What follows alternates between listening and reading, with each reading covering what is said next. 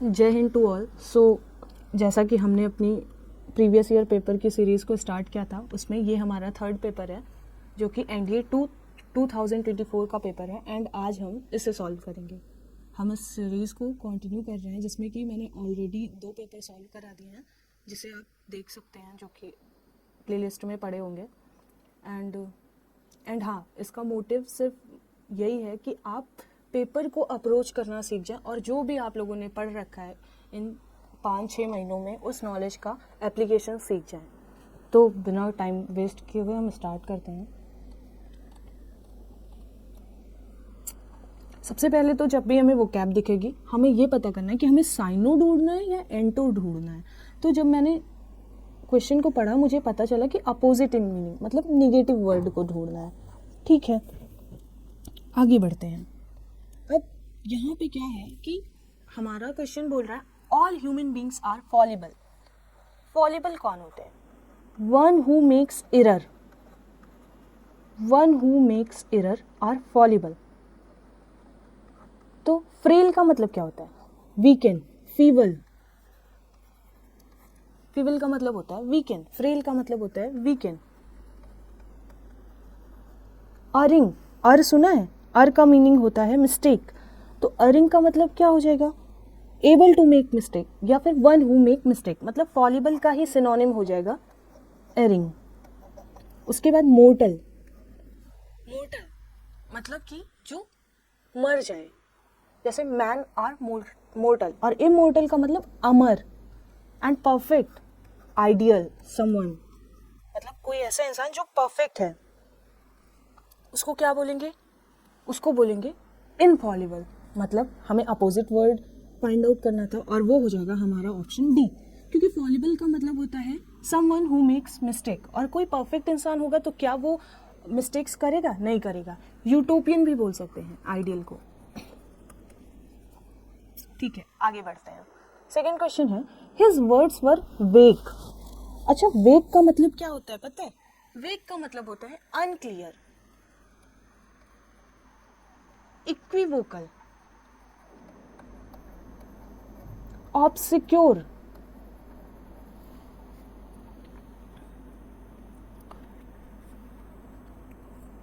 अब ऑप्शंस देखते हैं। आइडेंटिकल का मतलब क्या होता है? सॉरी, आइडेंटिकल का मतलब होता है एक जैसे, मतलब सेम सेम, ऐसे बोल सकते हैं, सेम। ऑब्सक्योर का मतलब बता ही दिया, अनक्लियर। प्रिसाइज का मतलब क्या होता है? एग्जैक्ट, क्लियर, उसको बोलते हैं हम प्रिसाइज। और इम्परसेप्टिबल का मतलब क्या होता है? वेरी स्मॉल, और जिसको हम ना तो देख सकते हैं ना ही फील कर सकते हैं, उसको क्या बोलते हैं? इम्परसेप्टिबल।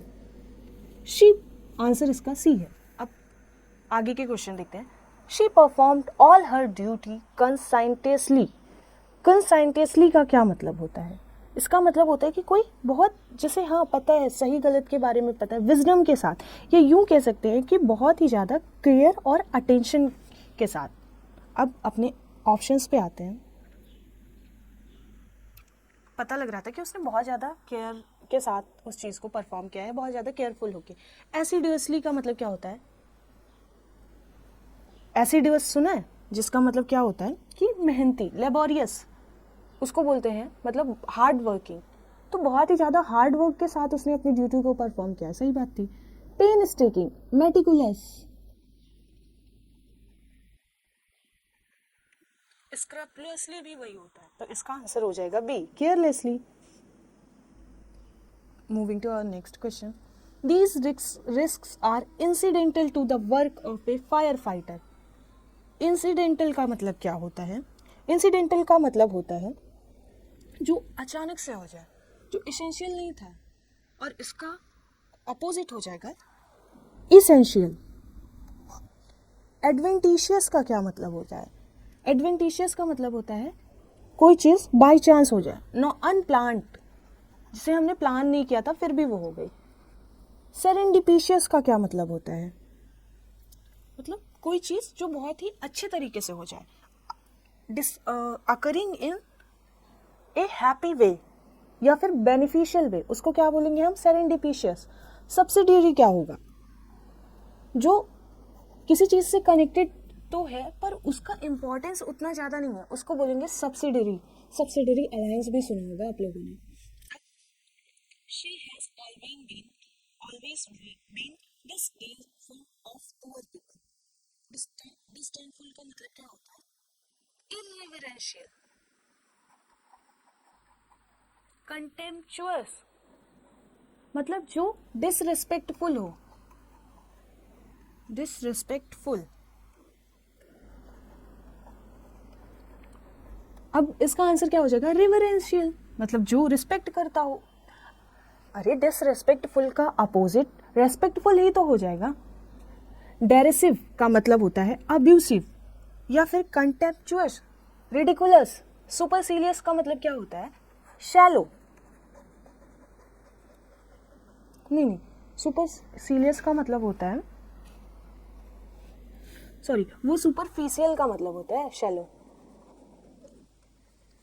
सुपरफिशियल का मतलब होता है शैलो। दोनों एक दूसरे के काइंड ऑफ होमोनिम्स हैं, कंफ्यूज हो सकते हो आप, जैसे मैं अभी हो गई। और सुपरसीलियस का मतलब होता है एरोगेंट, रूड, पैट्रोनाइजिंग।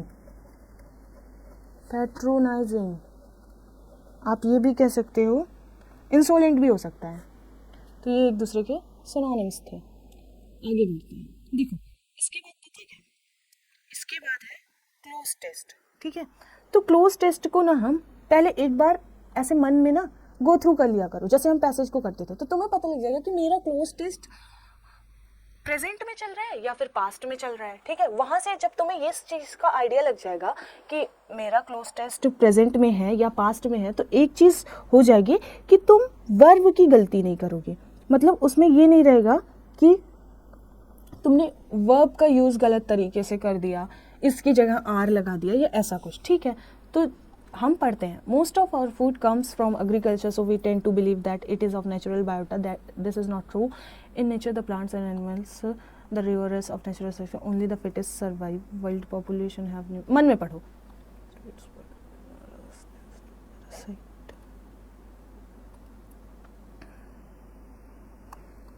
एक बार पूरा अच्छे से पढ़ लो सब।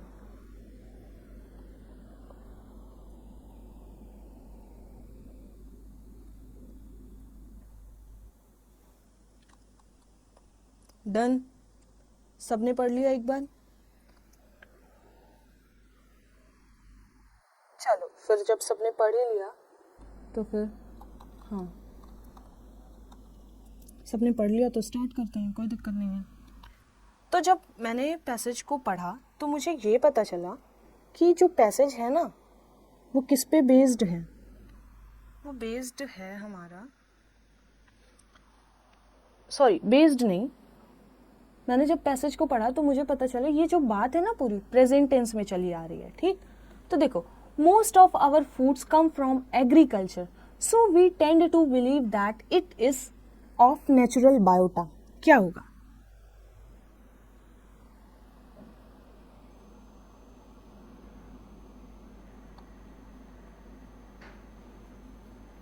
देखो ये जो ऑफ है ना, यहां से भी तुम आराम से दिमाग लगा सकते थे।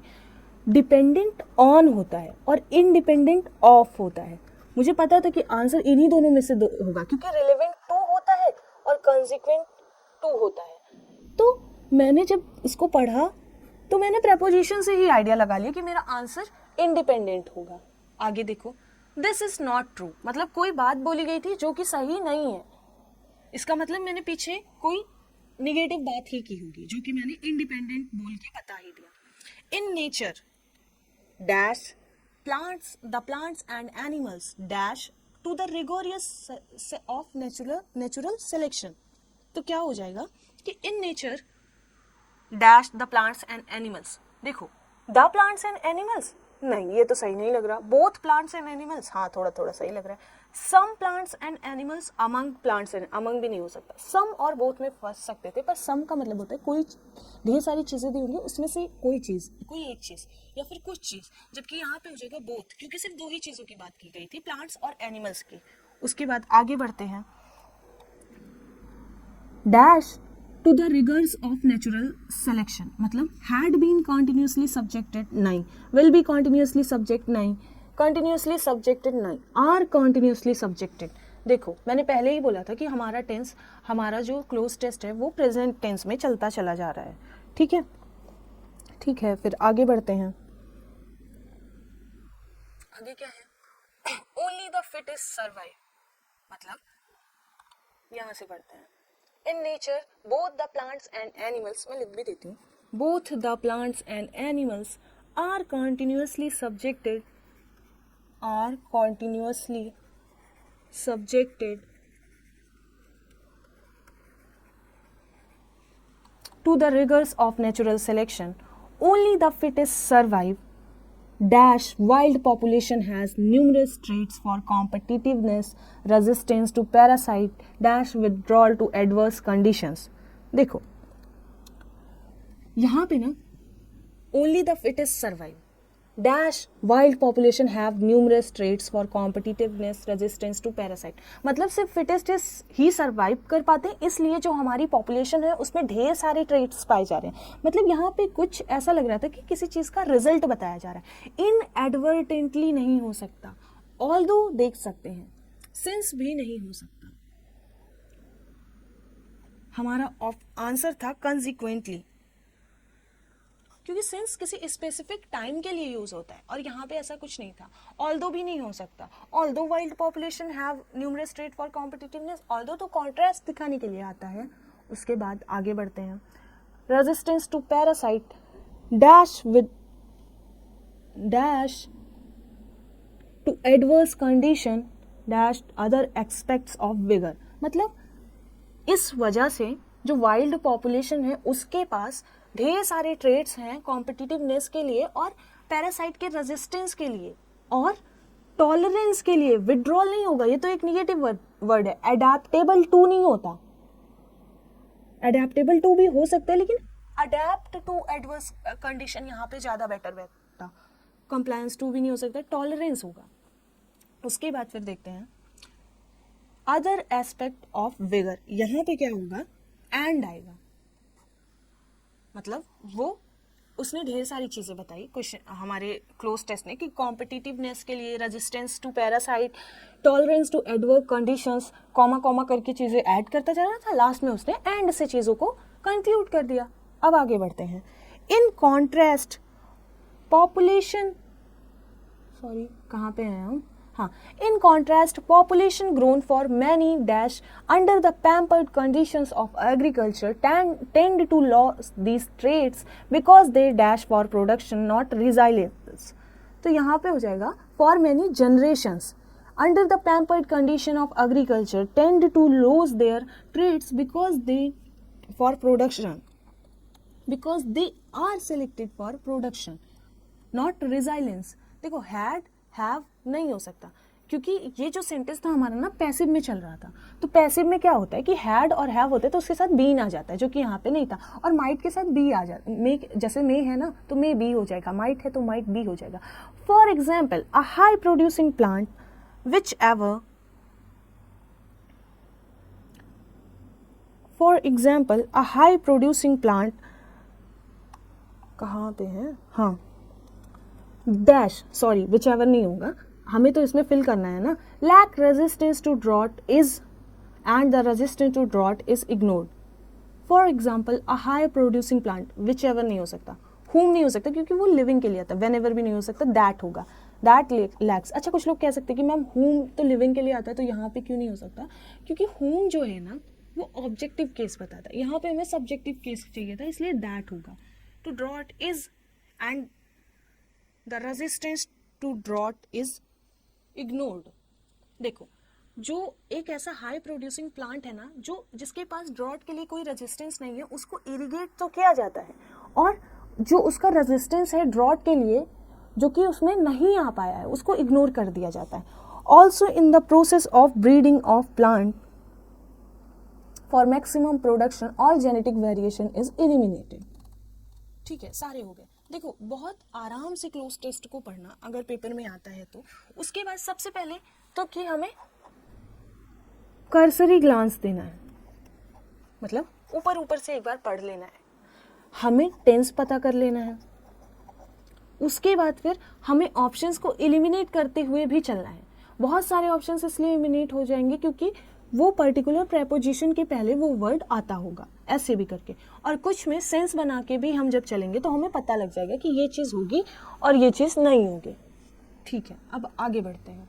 आगे क्या है हमारा, देखो ये ना ऐसे टाइप के क्वेश्चंस होते हैं जो लाइक जिसमें हमें अपनी बेसिक नॉलेज का यूज़ करके चीज़ों को सही करना होता है, मतलब जिसमें हमारा रीडिंग वाला जो स्किल है ना वो काम आती है। Preeti suggest that I ask your advice. I can have asked your advice. I had asked your advice. I asked to your advice. देखो I had asked to your advice नहीं होगा, रीज़न बताती हूँ। क्योंकि ना ये क्या बोलते हैं, ये सजेस्ट है, ये प्रेजेंट इंडेफिनिट में है, तो हम क्यों चेंज करेंगे रिपोर्टिंग वर्ब को, पास्ट में नहीं लेके जाएंगे, ये भी नहीं होगा। अब I ask to your advice और आई आस्क योर एडवाइस, ये जो है ना I ask to your advice, ये इनडायरेक्ट में होता है, डायरेक्ट में डायरेक्ट होगा आई आस्क योर एडवाइस। उसके बाद 17 नंबर देखते हैं। We saw the older of all monument in the city, the old of all monuments in the city, the oldest monument in the city, the an oldest of all mountain, an oldest नहीं होता, the oldest होता है, the old of all monument नहीं भाई, हमें superlative degree का use करना पड़ेगा। द ओल्डर ऑफ ऑल, जब एक दो से ज़्यादा चीज़ों में कंपैरिजन करेंगे तो हम सुपरलेटिव डिग्री का यूज़ करेंगे, आंसर हमारा सी हो जाएगा। आगे देखते हैं। Since you have been touring all day, you ought to have been tired नहीं, you could have been tired नहीं, you might not be tired, अरे टायर्ड तो होगा ही वो, यू मस्ट बी टायर्ड हमारा आंसर होगा। His condition is serious but it should be worse नहीं, इसमें तो कोई चीज़ बताएगी, उसका कॉन्ट्रास्ट किया जा रहा है। It ought to be worse नहीं, इट कुड बी वर्स, मतलब उसकी कंडीशन सीरियस तो है लेकिन ये और भी ज़्यादा बुरी हो सकती थी।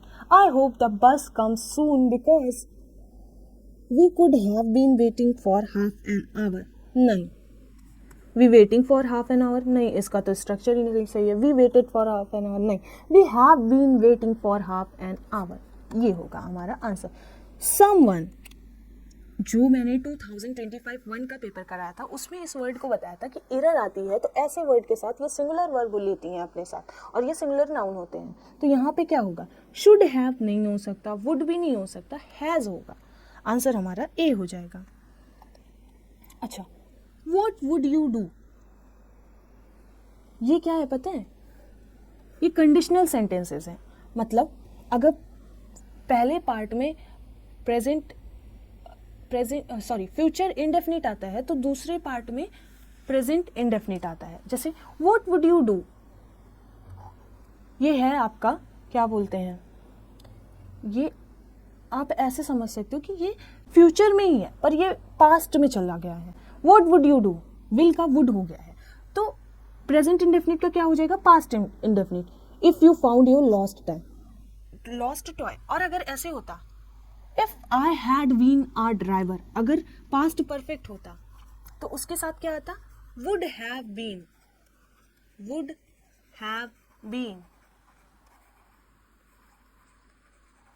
इफ आई वर यू, जब भी ऐसे सेंटेंस आते हैं कंडीशनल वाले तो आई वुडेंट का यूज करते हैं। आई विश, आई वर होता है, मतलब आई विश के बाद हमेशा पास्ट इंडेफिनिट की वर्ब लगती है, ऑट नहीं होगा, डिड नहीं होगा, मस्ट नहीं होगा। आई डिड हेल्प यू जैसा कुछ नहीं होता, आई हेल्प्ड यू होता है, आई कुड हेल्प यू हो जाएगा।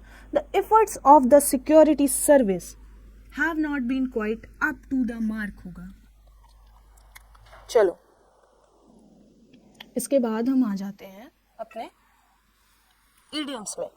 इडियम्स और फ्रेजेस, ये टोटली याद करने वाली चीज है जो आपको याद होनी चाहिए। अ वाइट लाई, एक सफेद झूठ।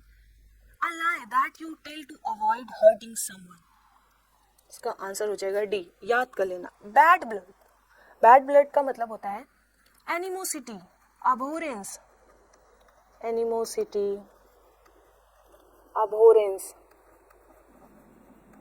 घृणा, feeling of hatred between people. Count your blessings.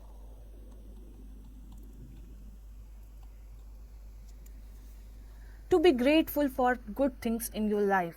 Have the last laugh, to succeed when others thought you would not, जैसे you will have your last laugh if you can clear your NDA examination, if you will clear your NDA examination, वो तुम्हारी last laugh ही होगी। मतलब to succeed when others thought that you would not.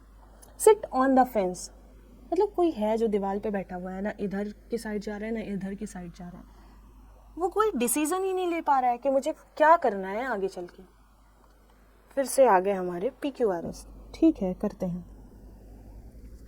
Good quality elementary education confirming, option से करते हैं, क्यों, as a fundamental right of all children, as to the standards and norm specified in the act, नहीं हो सकता, S से भी start नहीं हो सकता, ऑप्शन डी भी गया। आर से देखते हैं, the right to education act mandates good quality elementary education confirming to the standards and norms specified in the act as a fundamental right of all children, ठीक है आगे बढ़ते हैं।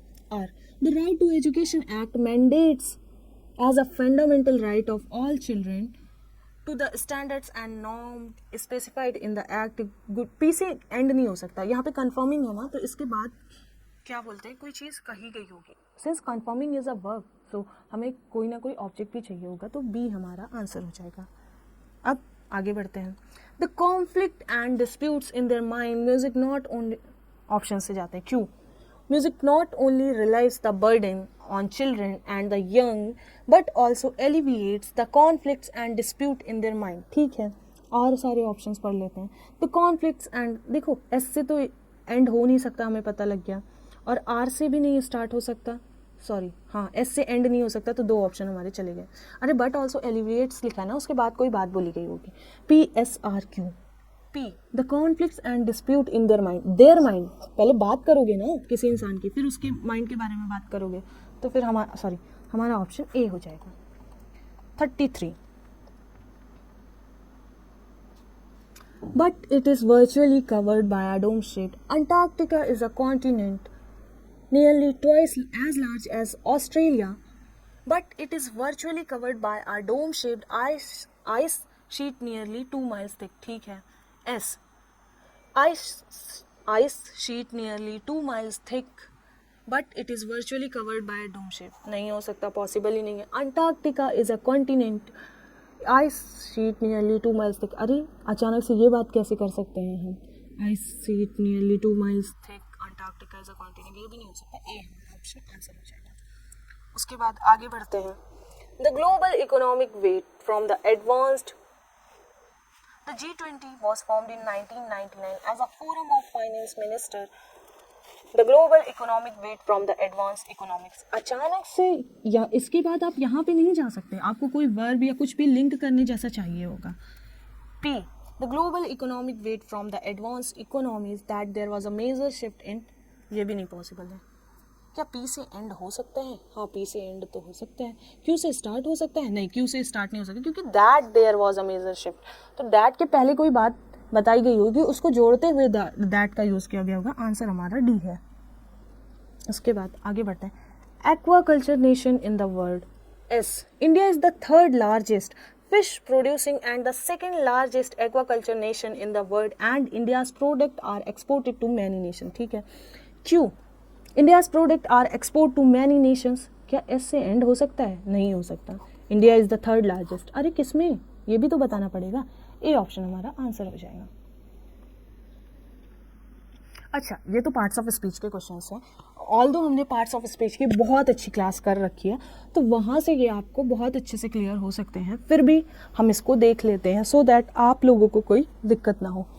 Aiders are the only poisonous snakes found across Britain, क्या ये subject है, मैंने बता रखा था सब्जेक्ट इज आइदर नाउन और प्रोनाउन। नाउन हो नहीं सकता तो प्रोनाउन हो नहीं सकता तो क्या होगा, नाउन होगा। उसके बाद क्या पॉइजनस का पार्ट्स ऑफ स्पीच बता सकते हो, एडजेक्टिव होगा ना, स्नेक के बारे में बताया गया है तो। She spoke to him once since he has been in the town, since ये एक सेंटेंस, ये एक सेंटेंस, अब इन दोनों सेंटेंस को ये सेंस ऐड कर रहा है ना, तो तो here since is acting as a conjunction, बहुत जगह पे सिंस एडवर्ब की तरह भी यूज़ होता है। और मैंने पहले भी बता रखा है कि जस्ट बिकॉज हम ये चीज़ पढ़ रहे हैं या हमने इस वर्ड को यहाँ पे यूज़ किए हुए देखा है तो गुड का मतलब सिर्फ एडजेक्टिव हो जरूरी नहीं है, वो कैसे यूज़ हो रहा है किसी सेंटेंस में हमें वो भी देखना है, सो दैट हम पता कर पाए कि हाँ ये चीज़ यहाँ पे ऐसे यूज़ हो रही है तो ये चीज़ ऐसी होगी, या फिर इसको हम यहाँ पे नाउन बोलेंगे और दूसरे सेंटेंस में इसी चीज़ को हम प्रोनाउन भी एडजेक्टिव भी बोल सकते हैं। I don't really want to go besides it's too late now. Now क्या कर रहा है, टाइम को बता रहा है, कब, मैंने बोला था जब कब कहाँ कैसे इन सब चीज़ों का आंसर मिले तो वो क्या होता है, एडवर्ब होता है। Look at that man over there, man की वो बताई गई है तो यहाँ पे क्या हो जाएगा, ये एडजेक्टिव हो सकता था पर एडजेक्टिव नहीं है तो यहाँ पे हमारा डिटरमाइनर आ जाएगा। डिटरमाइनर वो होते हैं जो किसी भी चीज़ को डिटरमाइन करते हैं, ए एंड द दैट ये सारी चीज़ें क्या हो जाएंगी, दिस ये सारी चीज़ें क्या हो जाएंगी, हमारी डिटरमाइनर हो जाएंगी। अब the plane is ready for take off, मैंने बोला था प्रेपोजिशन के बाद हमेशा ऑब्जेक्ट आता है और ऑब्जेक्ट या तो प्रोनाउन होगा या नाउन होगा, प्रोनाउन ये है नहीं तो नाउन हो जाएगा। ठीक है, अब क्या आता है, अब आता है हमारा passage.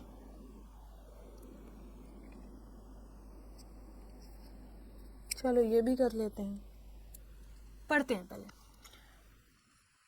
We live in a time when globalization is rapidly encompassing travel, information, trade and investment. The internet ties people together in ways unimagined a few years ago. मतलब हम एक ऐसे टाइम पे रह रहे हैं जहाँ जो ग्लोबलाइजेशन है उसने पीछे छोड़ दिया है किसको, ट्रैवल को, और इन सारी चीज़ों को सराउंड कर लिया है, इंफॉर्मेशन को, ट्रेड को और इन्वेस्टमेंट को।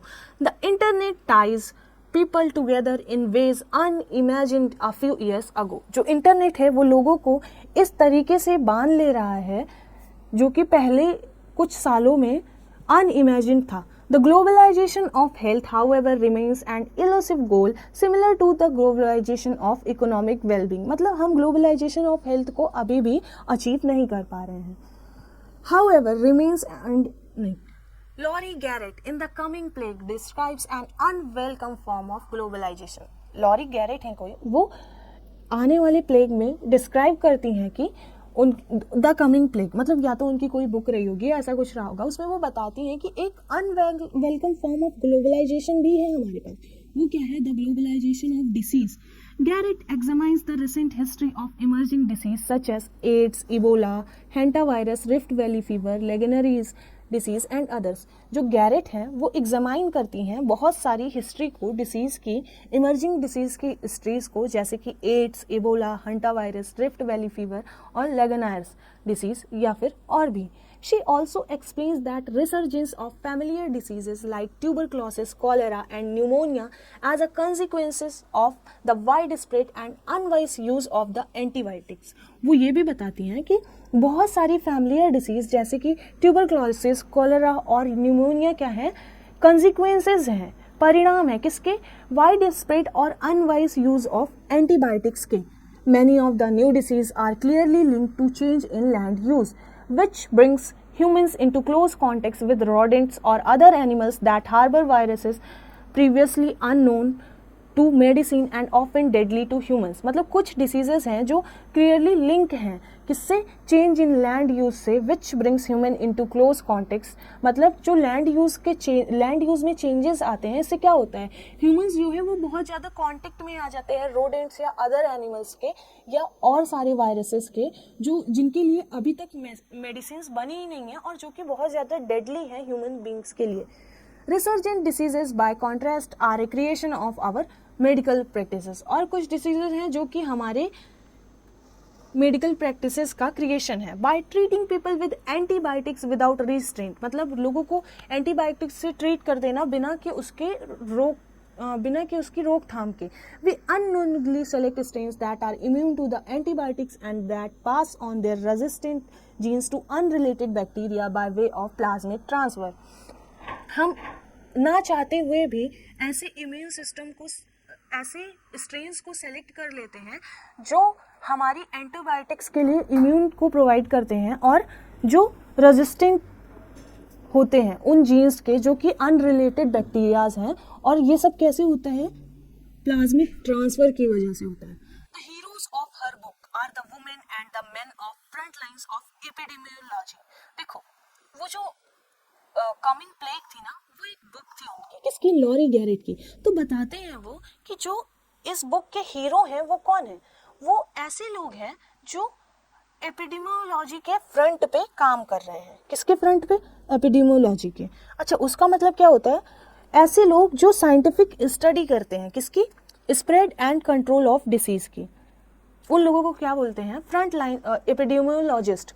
Garrett makes a plea for a greater commitment from our universities, medical schools, and government agencies to train workers who will be capable of recognizing new disease and who will be able to move about equally well in laboratory, the hospital, and the field in pursuit of knowledge and public health intervention around the world. मतलब plea का मतलब होता है request करना, implore करना, बेसीज करना। तो Garrett क्या करती हैं, रिक्वेस्ट करती हैं कि जो यूनिवर्सिटीज़ हैं, जो मेडिकल स्कूल्स हैं और जो गवर्नमेंट एजेंसीज़ हैं, वो अपने वर्कर्स को, अपने स्टूडेंट को ऐसे ट्रीट करें जो नई डिसीज़ को रिकॉग्नाइज कर पाएँ और क्या कर पाएँ, जो लेबोरेटरीज तक में जा पाएँ और हॉस्पिटल्स या उन हॉस्पिटल्स की फील्ड में या फिर मेडिकल प्रैक्टिसेस में अपनी नॉलेज का यूज़ कर पाएँ और पब्लिक हेल्थ इंटरवेंशन में भी उसको कंट्रीब्यूट कर पाएँ।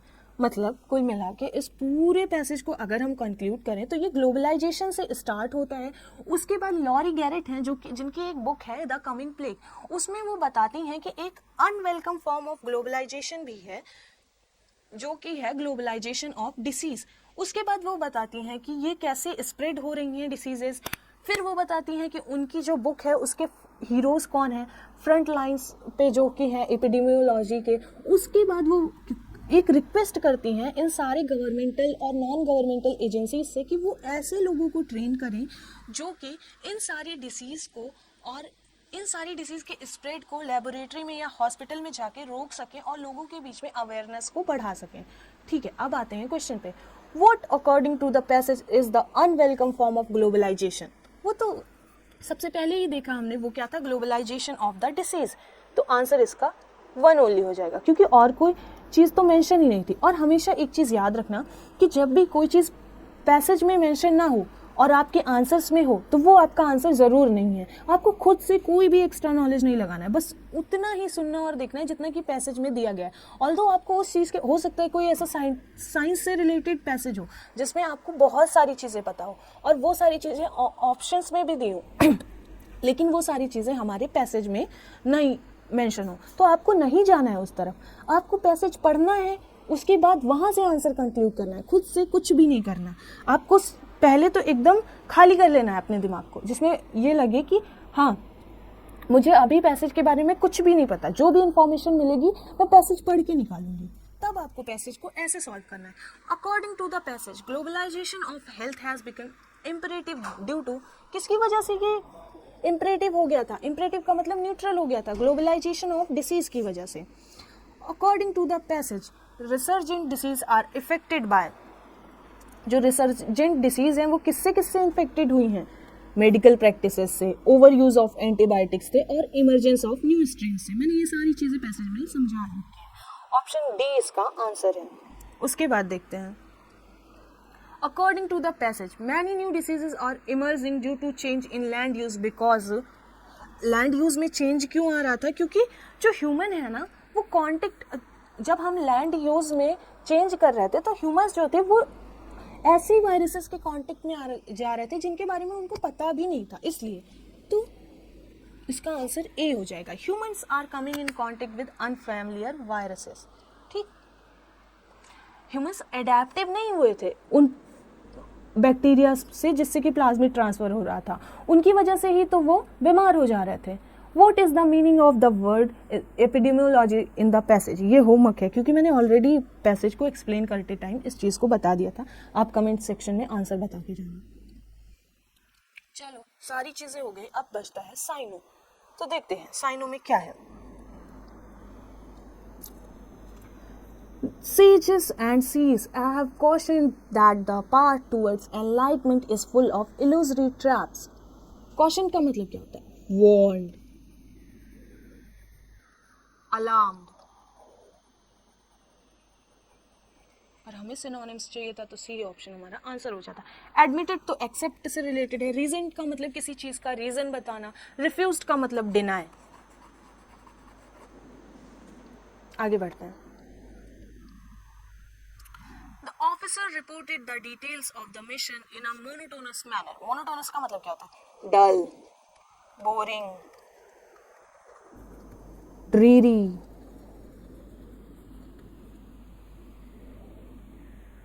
मोनोटोनस का मतलब क्या होता है? बोरिंग। ठीक। अब इसके बाद क्या होता है? अच्छा, एक वर्ड और होता है, टीडियस। उसका मतलब होता है ऐसी चीज़ जो आपको थका दे, थकाओ, तो वो भी इसी सेंस में जाता है। हैप्पी नहीं हो सकता, डिस्टर्ब भी नहीं होता। एंथुसियास्टिक का मतलब क्या होता है? एक्साइटेड, जिसके पास एक्सट्रीम लेवल की एनर्जी हो किसी भी काम को करने की। इसका आंसर हो जाएगा dull. There are many elusive question in philosophy. Elusive का मतलब क्या होता है? कंफ्यूजिंग, परप्लेक्सिंग, बैफलिंग तो इसका आंसर ही है। क्लियर क्या होता है? क्लियर हमने पढ़ा था उसमें एंटो में, वहां से रिलेट कर लेना। ठीक। और उसके बाद पैरामाउंट क्या होता है? Supreme, most important. ट्रूथफुल क्या होता है? ट्रूथफुल का मतलब होता है वेराशियस, ट्रूथफुल एंड ऑनेस्ट। और वोराशियस का मतलब क्या होता है? ग्रीडी, भूखा। एवराइज, rapacious, glutinous। Cleaning this mess is a mammoth task। अच्छा, mammoth क्या होता है पता? बहुत बड़ा, जाइजेंटिक भी बोल सकते हैं। इसका आंसर हो जाएगा ह्यूज। क्विक का मतलब हेस्टी, इजी तो पता ही होगा। Hasty, intelligent, prudent, wisdom. उसके बाद द पुलिस क्या है हमारा question? The police departments image was tarnished after the high profile murder case. Tarnished का मतलब क्या होता है? खराब हो जाना, डिस्ट्रॉयड, डिमिनिश्ड, इनहेंस्ड नहीं, बिल्कुल नहीं। टेंटेड, हाँ ये हमारा आंसर है। रीस्टोर्ड भी नहीं होगा। रीस्टोर्ड और इनहेंस एक हिसाब से सिनोनिम्स है। असाइंड भी नहीं होगा। So this was our previous year paper of NDA 2024। अब तक हम 3 पेपर सॉल्व कर चुके हैं एंड तीनों पेपर में हमने अलग अलग टाइप के सारे क्वेश्चन, सारे टॉपिक्स देख लिए। हमने क्लोज टेस्ट भी देख लिया,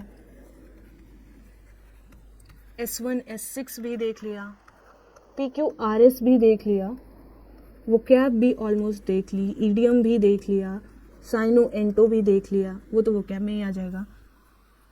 तो इतनी सारी चीज़ें देखने के बाद फिर से वही सेम चीज़ रिपीट करने का कोई फ़ायदा नहीं है, क्योंकि मैं ऑलरेडी इन 3 पेपर में सिर्फ यही बता रही हूँ कि आपको पेपर अप्रोच कैसे करना है। और पार्ट्स ऑफ स्पीच भी तो देख लिए। तो सारी चीज़ों को कंक्लूड करने के बाद एक ही चीज़ निकल के आती है कि आप 40 to 45 क्वेश्चंस आराम से कर सकते हो, बहुत ही आराम से कर सकते हो। इतना तो जितना आपने अभी तक पढ़ रखा है उसी बेसिस पे आपको सारे कंसेप्ट रिवाइज करना है, मेरे साथ ये पेपर्स लगाने हैं, बस अब इतना ही करना है। इतने दिनों में बस यही एक चीज़ है जो आपको कम टाइम में ज़्यादा आउटपुट दिला सकती है। इसके अलावा अगर किसी को कोई भी डाउट हो तो वो कमेंट सेक्शन में लिख के पूछ सकता है। और हाँ, एक चीज़ और कि अगर कोई नई चीज़ इंट्रोड्यूस होती है इंग्लिश में तो वो ना बहुत इजी सी आती है। जैसे डिस्कोर्स मार्कर जब पहली बार आए थे तो इजी से आए थे बड़े, जो हमारी रीडिंग बेस्ड स्किल्स पे ही हो जाते। तो ऐसे ही पेपर देख के घबराना नहीं है। यहाँ से हमें ये पता लग जाएगा कि हमारा कौन सा टॉपिक बहुत ज़्यादा वीक है और कौन सा टॉपिक अच्छा खासा है। हम जब पेपर खोलेंगे तो सबसे पहले उसी टॉपिक को पकड़ेंगे जो हमारा अच्छा होगा, जिसमें हमने एक्सेल कर रखा होगा, जिसमें हमने जब मॉक सॉल्व किए थे तो हमें चीज़ें आराम से समझ में आ रही थी, या जब मैंने सॉल्व कराया तो आपको जो चीज़ें लग रहा था कि हाँ ये चीज़ मेरे से बन जाएगी, हम उसी को सबसे पहले पेपर में भी उठाएंगे। उसके बाद फिर हम अपनी उन चीज़ों पे जाते जाएंगे जिसमें हमारी नॉलेज का ज़्यादा यूज़ होगा या जिसमें हमें दिमाग बहुत ज़्यादा लगाना होगा। फिर धीरे धीरे करके ऐसे पूरे पेपर को अप्रोच करेंगे हम। एंड जिनकी इंग्लिश सही है वो इंग्लिश से स्टार्ट करेंगे, जिनकी साइंस सही है वो साइंस से, और जिनकी जीएस सही जिनकी हिस्ट्री और ये सारी चीज़ें सही हैं वो उधर से स्टार्ट कर सकते हैं, कोई दिक्कत नहीं है। बस पेपर शुरू करने से पहले जो कॉन्फिडेंस होना चाहिए वो लास्ट तक बने रहना चाहिए। ऐसा नहीं होना चाहिए कि आपने पेपर देखते ही आपको लगने लगा अब तो मुझसे नहीं होगा। ऑलमोस्ट जितना आपने पढ़ रखा है आई थिंक वो मोर देन इनफ है, बस उसका एप्लीकेशन करना सीख जाओ, उस नॉलेज को अप्लाई कर सको पेपर में, ये एक बहुत बड़ी चीज़ हो जाएगी आपके लिए। और आपको बस यही करना है, इसके अलावा बाकी बच्चे भी कुछ एक्स्ट्रा नहीं करते और आपको भी कुछ एक्स्ट्रा नहीं करना है। बस पुराने कॉन्सेप्ट्स को ही रिवाइज करो, पेपर्स लगाओ मेरे साथ, that's all you can do in this much time. मतलब अब बहुत ज़्यादा टाइम भी तो नहीं बचा, टाइम के हिसाब से हमें अपनी चीज़ों को मैनेज करते हुए चलना है, और इतने कम टाइम में यही सारी चीज़ें हैं जो हो भी सकती हैं, और इन्हीं सारी चीज़ों से सबसे ज़्यादा आउटपुट भी आ सकता है। ठीक है, फिर क्लास ओवर करते हैं। जय हिंद टू ऑल।